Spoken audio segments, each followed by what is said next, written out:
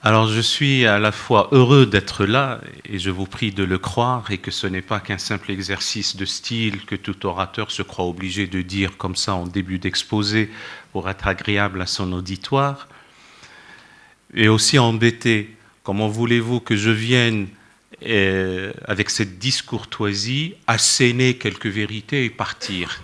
Ce n'est pas sérieux, mais hélas, nous vivons à une ère d'accélération du temps et votre serviteur est extrêmement pris hier et même cette fin d'après-midi à Paris. Mais un engagement est un engagement. Et j'ai dit à Michel que je viendrai et je me réjouis d'être ici, même pour si peu. Alors si le débit est lent, c'est par sollicitude pour les amis interprètes, je ne leur ai pas soumis un texte avant. Je me réjouis aussi que le débat sur le fait islamique, la chose islamique, comme disent certains, l'islam tout court, ce mot valise, puisse se faire avec distanciation, froideur d'esprit, sérénité, rigueur académique, recherche universitaire, critères hautement drastiques de la science. Et ça nous fait sortir du tintamarre et du vacarme tumultueux qui tourne autour de ce fait, parce qu'on ne lui trouve pas une autre appellation que le fait islamique. Parler de ces problématiques, de ces considérations, de quelques approches, des notions d'appartenance et de la Ummah, je n'aurai pas l'outrecuidance de vous donner quelques définitions de base. Je vous propose cette présentation ternaire, une réflexion un peu plus anthropologique ou anthropologico-philosophique du sentiment d'appartenance chez les êtres humains. Ça va être très court. La Ummah, concept bien particulier, ses désillusions, ses promesses, ses vicissitudes, ses limites, quelques impasses aussi, et éventuellement à la fin une suggestion d'ouverture. Je n'ai comme ambition dans ce petit programme que un témoin qui participe à ces débats. Donc je vous livre sur un plan testimonial un sentiment et une réflexion. J'aime en rappeler toujours cette double métaphore, celle du médecin légiste et celle du chirurgien. Le médecin légiste travaille, autopsie, le plus souvent, pas systématiquement, sur des dépouilles mortelles, sur des cadavres froids, pour comprendre la raison du décès. Mutatis mutandis, c'est le temps froid de l'histoire. On essaye de comprendre qu'est-ce qui s'est passé à travers l'histoire. Quoique l'histoire est mielleuse ou fielleuse selon celui qui la raconte. Si on veut revenir à la rigueur académique, il vaut mieux en avoir une vision panoptique, panoramique, holistique, globale, comme une anthropologie du passé avec un regard critique sur les systèmes de culture et de pensée, mais surtout comme une archéologie du temps présent. Ça a été fait tout à l'heure, à supposer qu'il me soit permis, pas extraordinaire, de cautionner si tel ou tel exposé était pertinent. Mais en tout cas, ce à quoi j'ai assisté, les exposés étaient vraiment pertinents. Et le chirurgien opère in vivo. Il a à cœur de sauver son patient. Là aussi, on est dans le temps chaud de l'actualité brûlante. Pareil, mutatis mutandis, c'est l'actualité qui nous prend et le débat reste ouvert. Les idées ne sont pas encore arrêtées. Donc c'est pour ça que je parle simplement d'une contribution au mieux à enrichir ou à apporter quelques éléments au débat. Alors je reviens à ma présentation ternaire, donc premier volet du triptyque. Je ne vous apprendrai rien, dans la vie il y a de l'autre. l'autre en tant qu'autre pour soi, et surtout soi-même comme un autre pour l'autre. Donc cette question de l'altérité, j'y reviendrai après, est centrale dans la relation interindividuelle. L'homme ne peut pas être seul.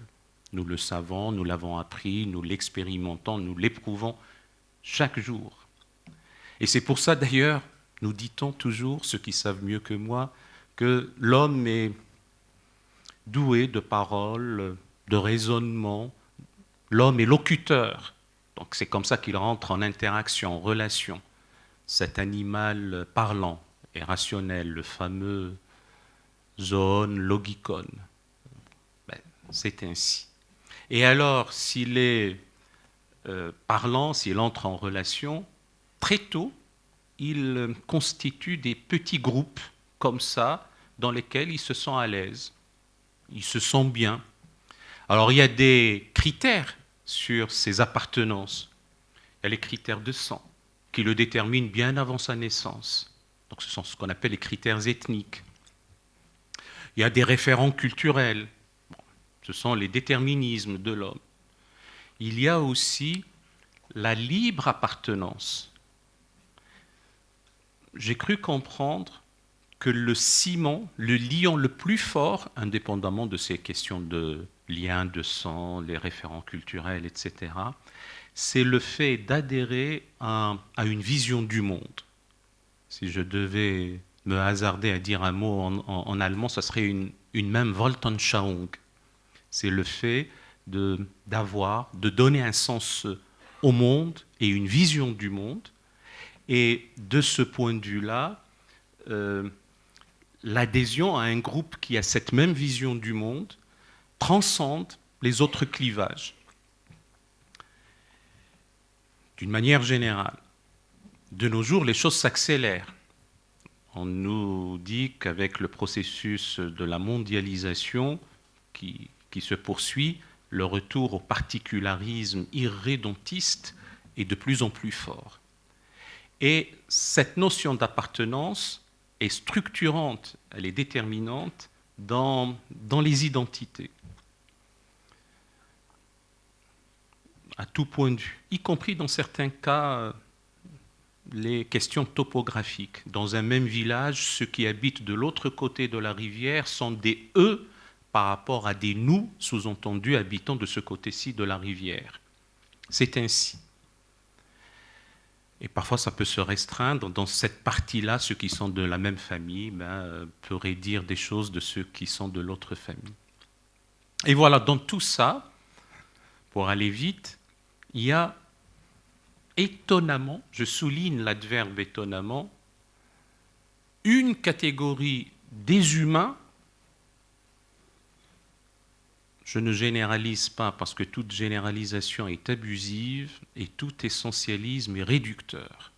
Il n'y a pas pire insulte à l'intelligence que de prendre le conjoncturel pour le structurel et de prendre l'atemporel à l'apostrophe pour le circonstanciel. Et il n'y a pas plus problématique que l'article « les ». Je le dis d'emblée, parce que ça m'arrive tout à l'heure sûrement de dire « les », de faire des confusions, mais j'ai envie de les mettre comme ça en avant. Il vaut mieux dire « certains, parmi », il se trouve que des, que de dire « les musulmans » ou « les juifs » ou « les communistes », parce que les choses ne sont pas aussi simples que ça. Et donc il se trouve que de nos jours, et étonnamment, il y a une catégorie des humains qui se détermine par son appartenance confessionnelle. Et j'ai été surpris d'entendre des musulmans brésiliens se définir d'abord comme musulmans avant de se définir comme brésiliens. Pourtant, un Brésilien catholique ou un Argentin catholique ne dira pas « je suis d'abord catholique » avant de dire « je suis brésilien ou argentin ». Et il y a quelque chose, sans porter un jugement de valeur d'emblée. Pourquoi cette appartenance à ce qui est sous-tendu par la tradition religieuse islamique transcende pour l'instant les appartenances de type national, je ne dirais pas nationaliste. Et je pense que ça s'est c'est une question d'ailleurs que je pose, est-ce que ça a caractérisé ainsi la dite Oumma à travers les siècles, sur la tapisserie des siècles, sur la fresque historique, ou est-ce que ce sont des choses qui se sont exacerbées davantage ces derniers temps? J'ai le sentiment que les choses se sont exacerbées davantage ces derniers temps. Il y a des explications. J'ai entendu tout à l'heure le mot intégration. Dans les sociétés dites ouvertes, au sens de Karl Popper, la société ouverte et ses ennemis, the open society and its enemies.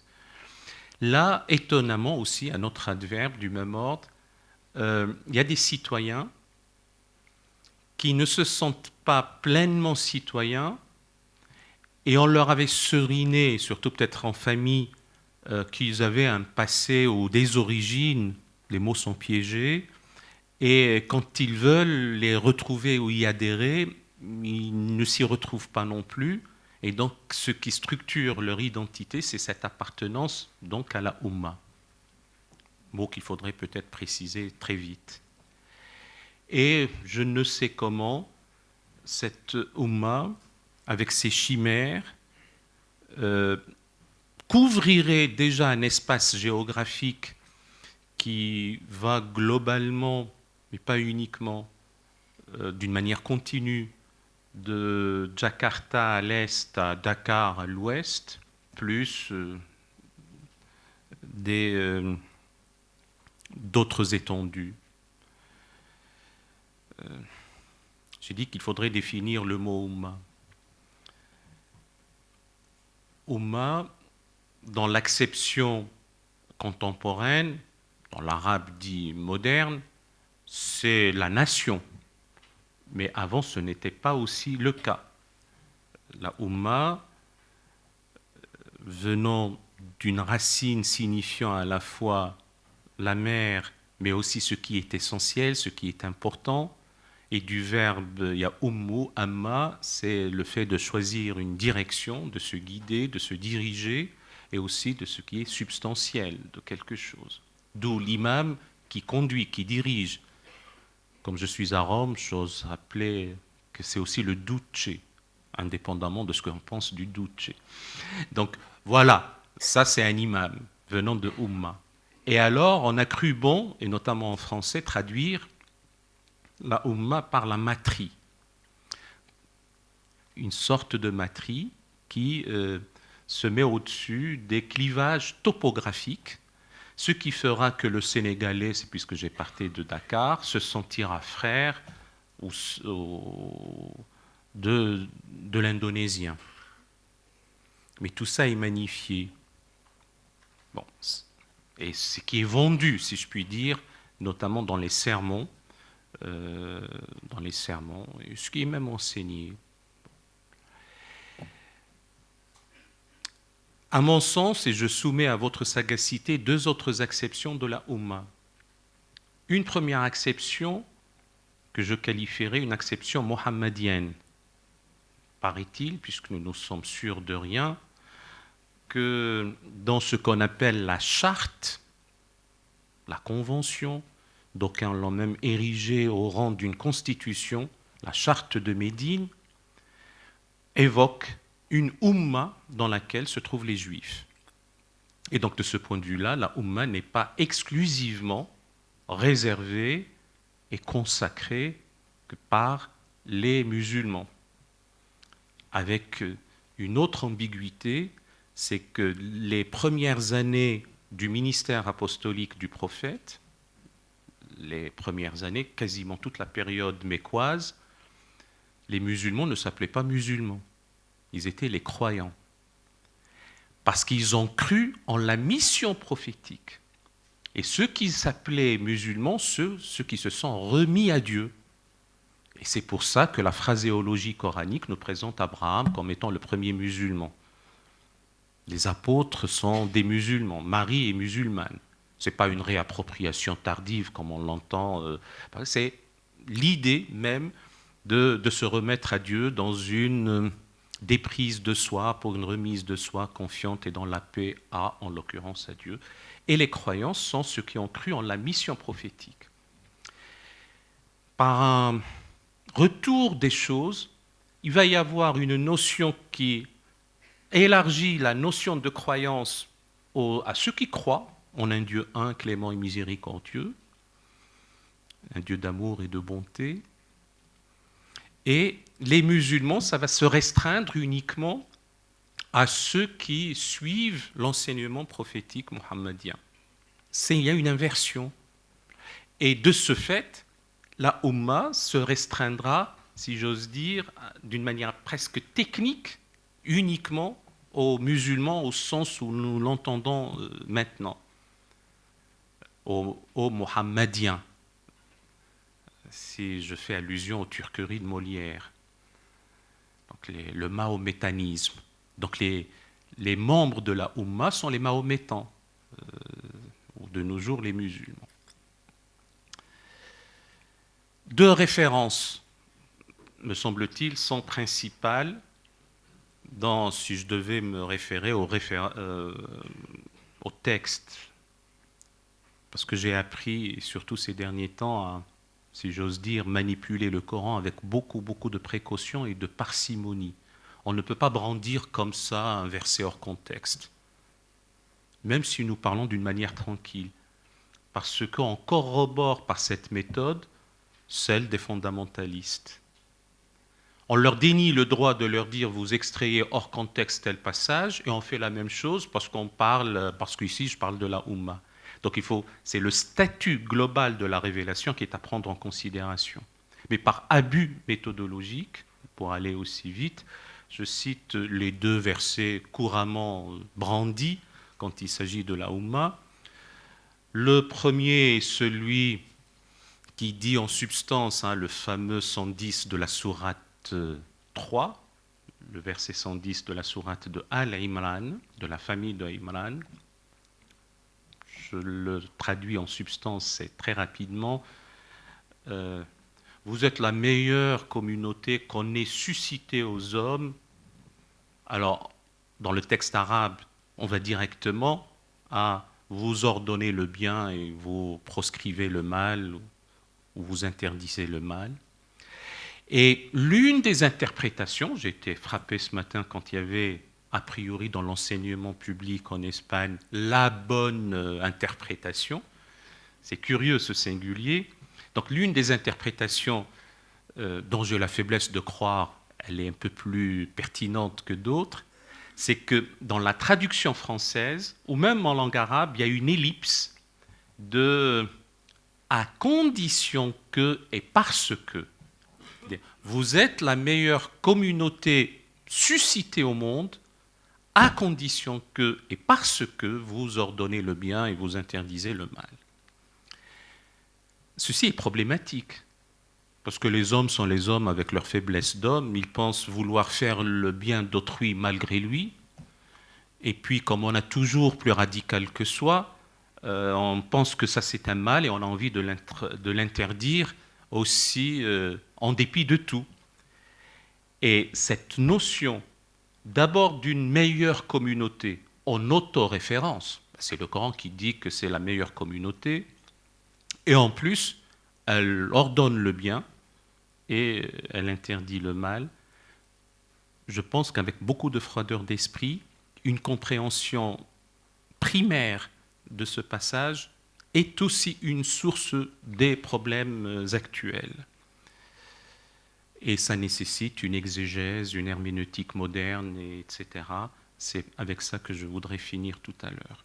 Et l'autre verset, c'est le verset 143 de la sourate 2, et beaucoup d'exégètes musulmans de nos jours s'extasient de bonheur de découvrir que ce verset-là qui parle du juste milieu se trouve être aussi au milieu de la sourate 2, puisque ce sont 286 versets, c'est le 143e, et donc vous vous rendez compte, Dieu ne parle pas pour rien, et la meilleure preuve, c'est que nous l'avons ici. Ça rejoint la notion du concordisme scientifique qu'on trouvera toujours dans le Coran, et du caractère miraculeux du texte.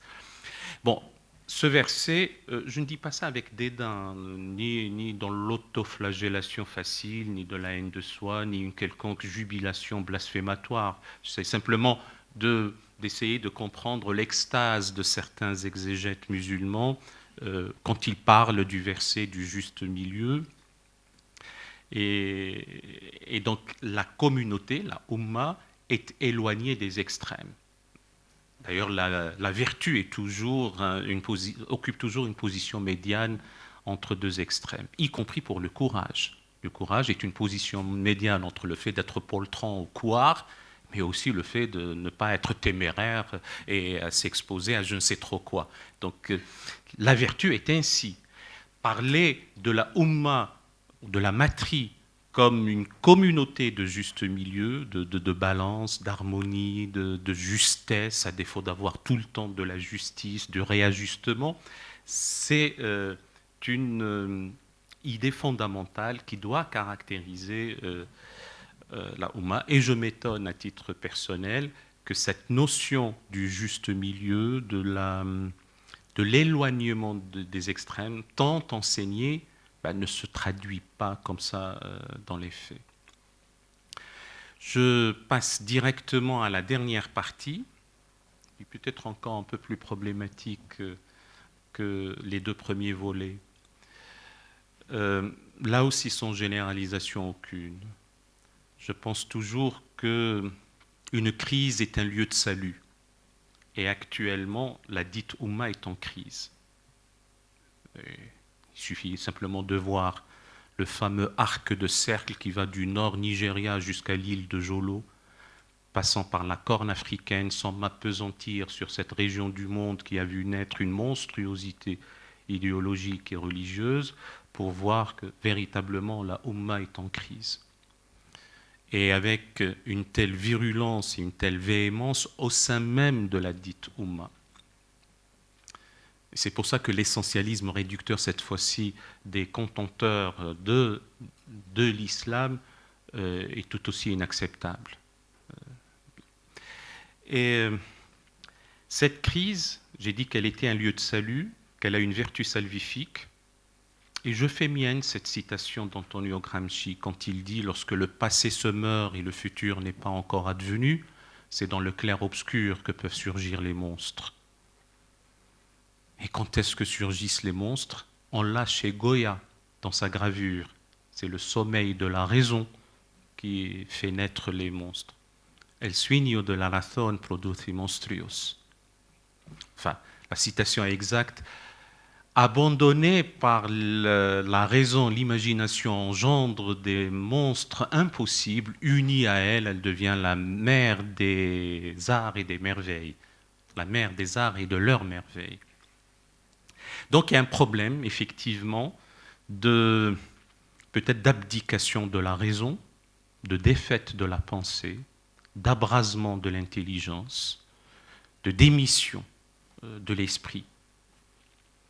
Je généralise, mais c'est une caractéristique.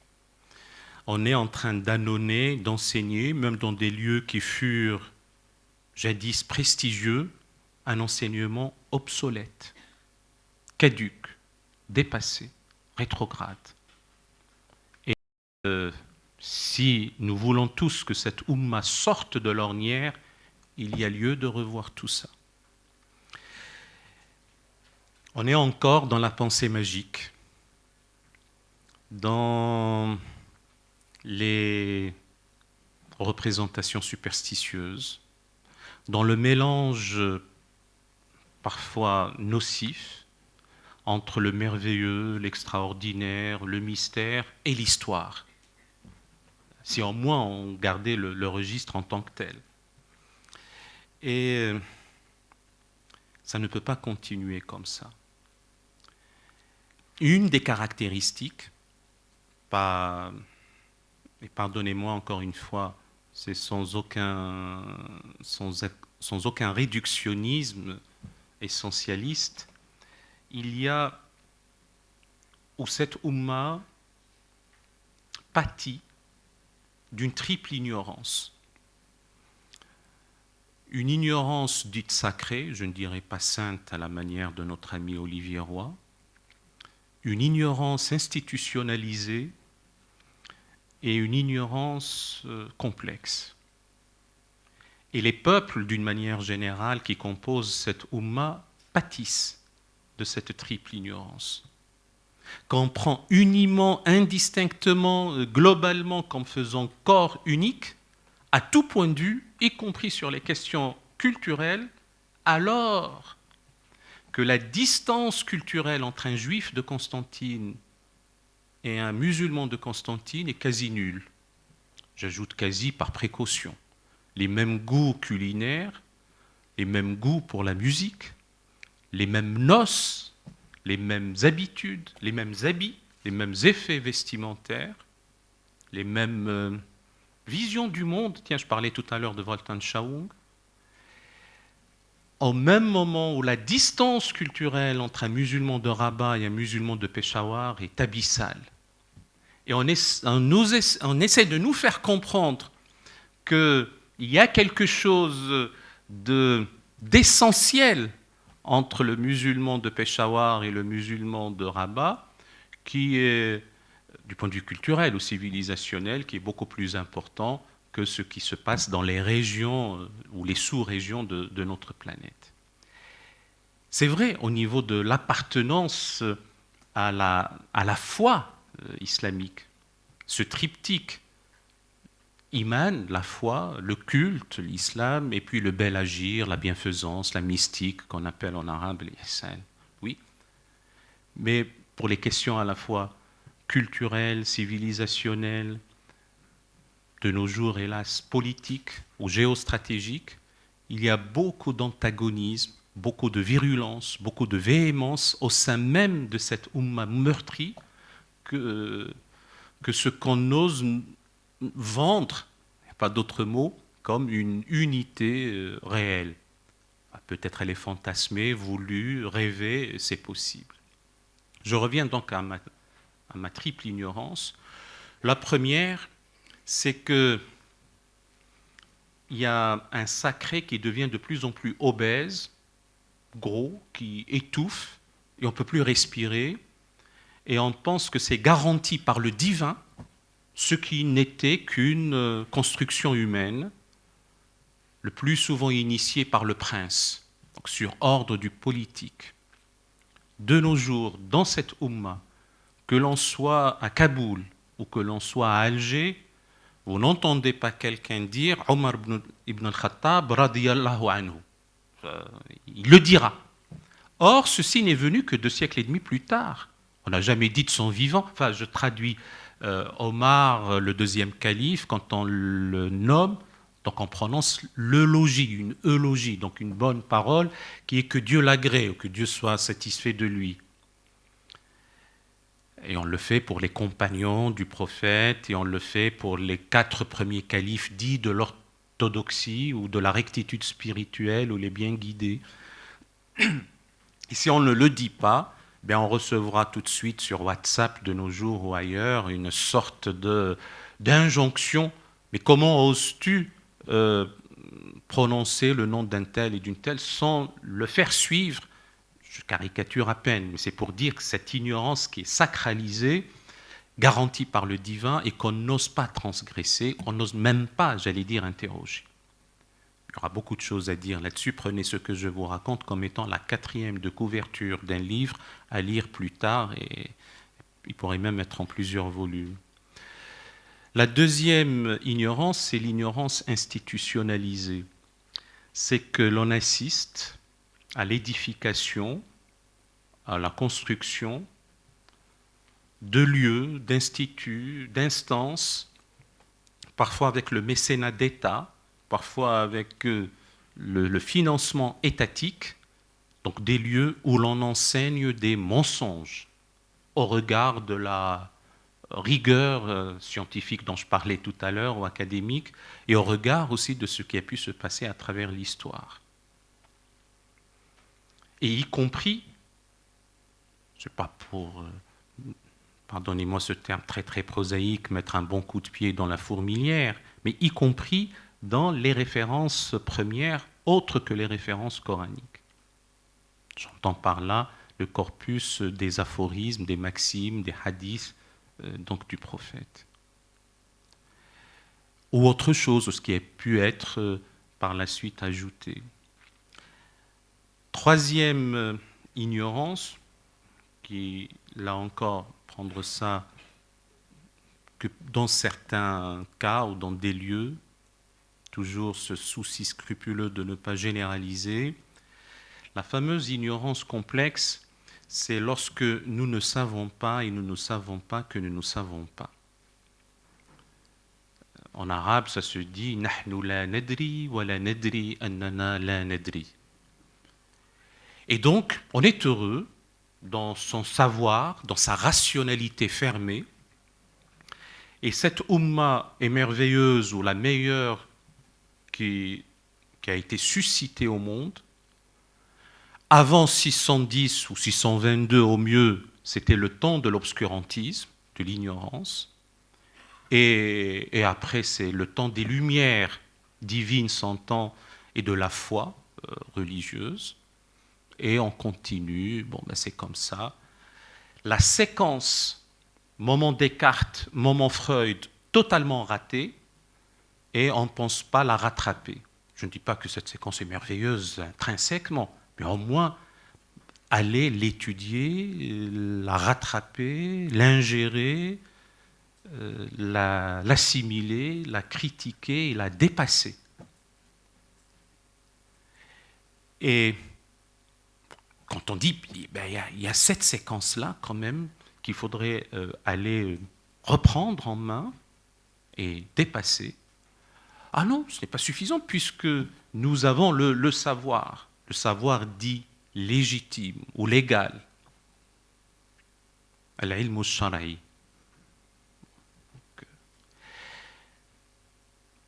Quelqu'un m'a entendu une fois dire ça, avait ajouté « Et tu ne penses pas qu'il y a une quatrième ignorance ?» Ce que je le disais en arabe, il m'a dit « Mais hunaka jahlun mumanhaj » une sorte d'ignorance méthodologiquement organisée. On pourrait y croire, mais ça serait facile de nos jours de céder au conspirationnisme, au complotisme, etc. Mais peut-être, mais bon. Et alors, parce que qui l'a organisé, qui l'a fait, etc. Je m'en tiens pour ma part au triptyque. Et une fois qu'on a diagnostiqué le mal, on pourra lui trouver la bonne médication. Et à mon sens, ça passe par 3 grands chantiers titanesques. Et ce sera le mot de la fin. Comme ça, on aura le temps peut-être d'échanger un peu avant 13 heures. Le premier chantier, qui concerne la Ummah d'une manière générale, en interaction avec le reste des humains, je pense qu'il faudrait élargir l'horizon. Nous faisons partie de la famille humaine. J'ai entendu ce matin le monogénisme, l'unité du genre humain, indépendamment des considérations du créationnisme ou de l'évolutionnisme, mais en tout cas, notre famille, avant tout, est la famille humaine. Et donc, les concepts de mécréance, celui qui a choisi le mieux, le bon canal salvifique, la bonne voie pour la transcendance et d'autres, à mon avis, ce sont des choses à tout le moins à revoir, à rediscuter, à reconsidérer. Donc le premier chantier, celui de la liberté. De la liberté d'expression, de la liberté d'étude, de la liberté de conscience. J'aime beaucoup ce vieil adage populaire, arabe, dialectal.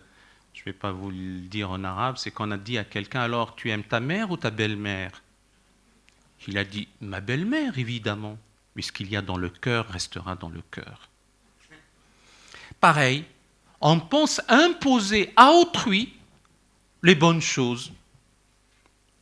Et on est en train de courir après les velléités de tiédeur.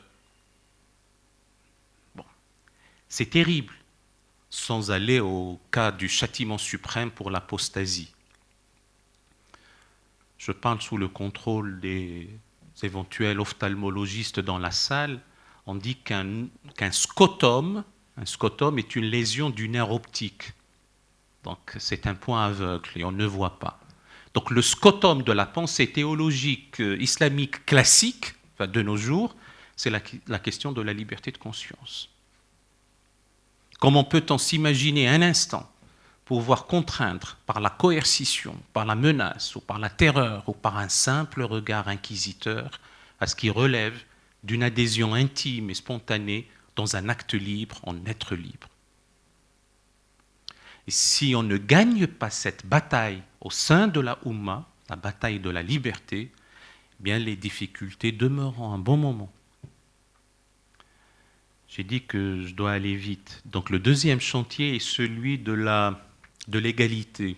Je ne suis pas en train de passer la devise républicaine française en revue, hein, donc attention, vous allez voir tout de suite que ce n'est pas le cas. Mais le chantier de l'égalité est tout aussi fondamental. L'égalité de genre, ou l'égalité par-delà le genre. J'entends beaucoup parmi... jusqu'à présent, je ne me suis pas présenté comme un homme de foi islamique. Ce n'est pas quelque chose que je tais et ce n'est pas quelque chose que je mets en avant. Mais là, j'ai envie de dire, parmi mes corélégionnaires, j'entends beaucoup brandir l'idée qu'il y a une égalité ontologique, et je le crois, dans le dessein divin, y compris dans les références scripturaires coraniques, donc une égalité fondamentale de l'égale dignité des êtres, et que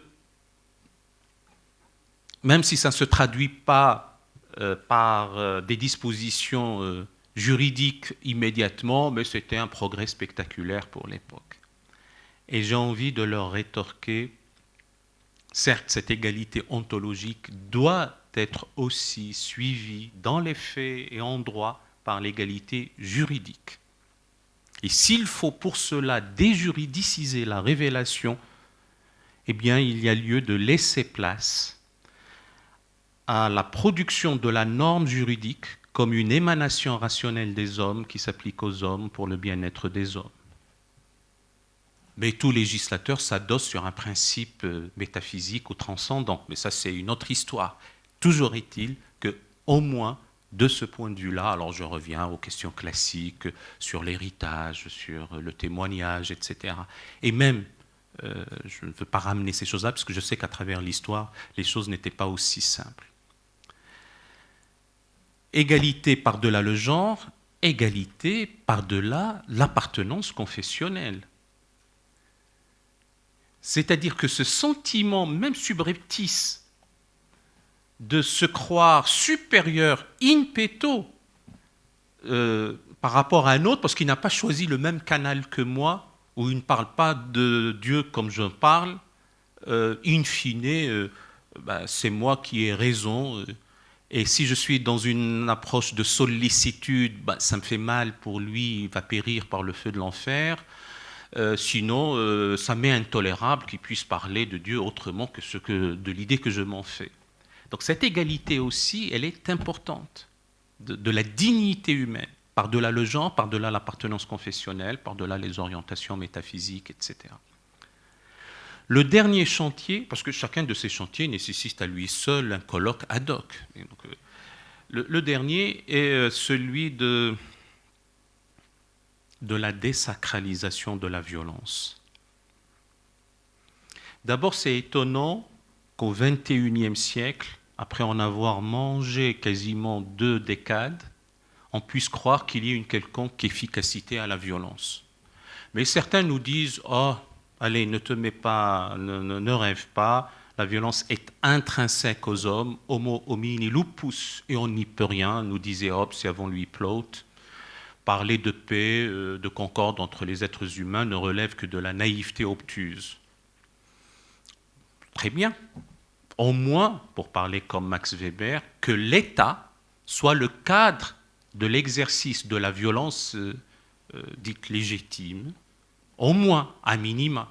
Sinon, il ne faut pas que nous nous abdiquions pour, dans la longue et lente marche de l'humanité vers le progrès, pas nécessairement le progrès technologique, il y ait cet affranchissement de l'antique servitude de la violence.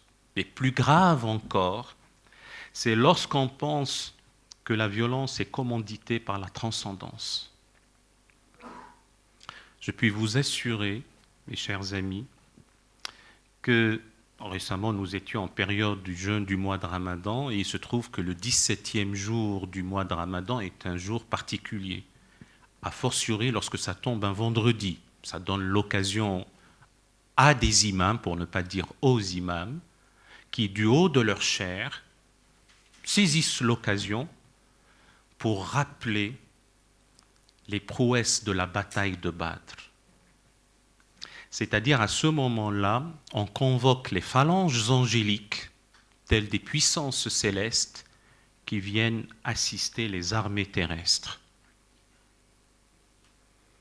Et à supposer par extraordinaire qu'on veuille accepter cela pour l'époque, continuer à le seriner au XXIe siècle sans aucune distanciation, sans aucun sens pédagogique, c'est ravageur et destructeur. Plus, dans les cas extrêmes, il y a ceux qui sont coupables, comptables, responsables de la vilainie qui s'est abattue lorsqu'on a considéré les attentats suicides comme des opérations martyres. Donc tout le débat sur le martyrologe est aussi à revoir. Alors, on peut y aboutir. Ça, nous verrons avec Michel s'il y a une occasion ou pas pour revenir au modus operandi, parce qu'il ne suffit pas de dire il faut que, il y a qu'à, etc., comme ça asséner des vérités sur comment y parvenir.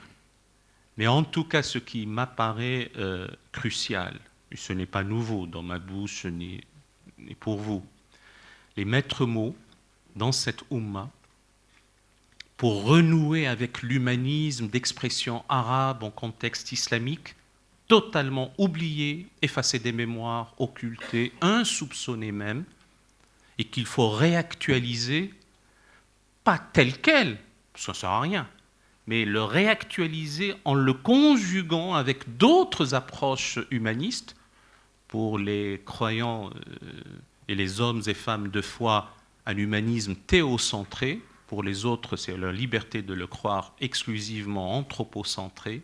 En tout cas, renouer avec l'humanisme, un humanisme d'expression arabe qu'on a oublié et qu'on peut, quand je dis d'expression, parce qu'on était zoroastrien et on vivait dans l'Empire, on était chrétien, on était juif, on était considéré comme hérétique.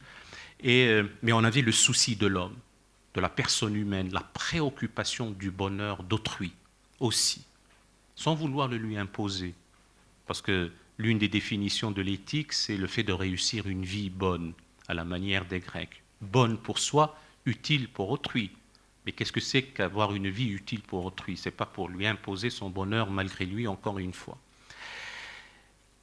Donc cet humanisme qui assume les héritages des peuples, quels qu'ils soient, y compris ceux qui ahanent sous des servitudes renouvelées, qui se trouvent injustement chassés de leur demeure, sur les routes, à cause des guerres, à cause des perturbations climatiques. Et la situation de la Oumma a des raisons extrinsèques que je n'oublie jamais et que je ne mésestime pas. A aussi des facteurs endogènes, les premières alimentant les seconds et vice-versa. Ça demande aussi une autre explication. Donc, parvenir à tout ça, les maîtres mots demeurent éducation, instruction, acquisition du savoir, ouverture sur le monde, altérité confessionnelle, le tout conjugué avec l'inclination pour les valeurs esthétiques, pour la beauté, pour les belles lettres, pour la musique, pour les beaux-arts. Attention, la beauté sauvera le monde, disait Dostoïevski dans l'Idiot, mais ça ne suffit pas. Ça peut même être destructeur dans certains cas. Une bonne éducation seule ne suffit pas. Nous avons vu la barbarie nazie. Mais elle est une condition nécessaire. Une éthique, une éducation, des valeurs esthétiques, renouer avec une civilisation du raffinement, du plaisir, du désir, de la beauté, et de l'élévation spirituelle, flatter les sens, se préoccuper encore une fois de l'homme, à la manière d'un Tawhidi mort en 1023 qui disait « Et plus vaste encore que l'univers sont les propos sur l'homme, car l'homme est une problématique pour l'homme. » Donc, l'homme devenu une problématique pour l'homme, on est au cœur de cet humanisme dont nous parlons. Et pour cela, la Ummah a besoin d'une rationalité que j'ose qualifier de métamoderne, parce que je ne sais pas ce que c'est que le postmoderne ou le postmodernisme, en tout cas au moins à côté de la modernité, et c'est une rationalité qui allie à la fois les ressources inventives de la technoscience, de la nanotechnologie, du génie génétique, de l'intelligence artificielle, mais aussi l'invariant besoin de transcendance, la soif inextinguible de spiritualité, toujours vouloir trouver du sens à sa vie. Sommes-nous en absurdie dans un univers kafkaïen ou y a-t-il un sens à notre présence ici-bas? Bon, j'arrête là, mon cher Michel. Ah oui, monsieur. Merci.